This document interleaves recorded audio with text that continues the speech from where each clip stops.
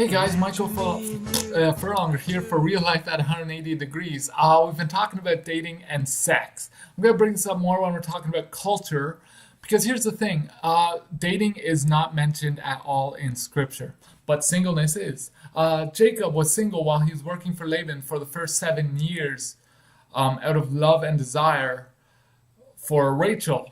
He would work an additional 7 years after the switcheroo that Laban did.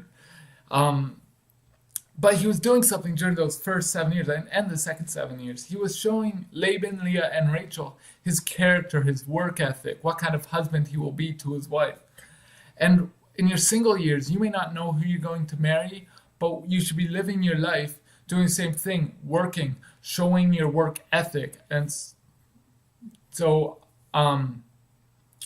showing people around you your character and the love of Christ, so that when you are married, you will be showing the love of Christ all the more to your wife or to your husband. Of course, not everyone watching these videos are, Bible-believing Christians, but the real-life application still applies. You should be showing people around you your character, your work ethic. You should be holding off on those sexual, intimate fantasies until you can turn it to your wife and say, and love your wife, as we see in Song of Solomon. Now remember that most of the New Testament is either an account of people sharing the gospel of Jesus Christ or counseling people on how to share the gospel. In Ephesians 5 and 1 Peter 3, both Paul and Peter talk about women submitting to their husbands. Now this is not about male dominance, this is about showing reverence for Christ. 1 Peter 3, 1-2 says, "Wives, in the same way submit yourselves to your own husbands, so that if any of them do not believe the word, they may be won over without words by the behavior of their wives, when they see the purity and reverence of your lives." So we're talking about singleness, though. Why am I sharing this? We're talking about singleness. Churches are going to be hard pressed to find a leader who is single. They're generally run by couples. In Titus 1 verse 6 says, "An elder must be blameless, faithful to his wife, a man whose children believe and are not open to charge of being wild and disobedient." So the churches are generally run by married couples.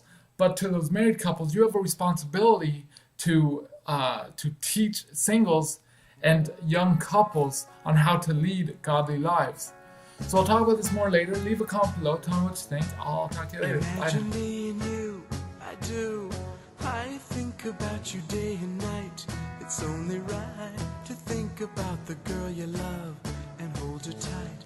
So happy together. If I should call you up, invest a dime, and you say you belong to me, and ease my mind. Imagine how the world could be so very fine, so happy together.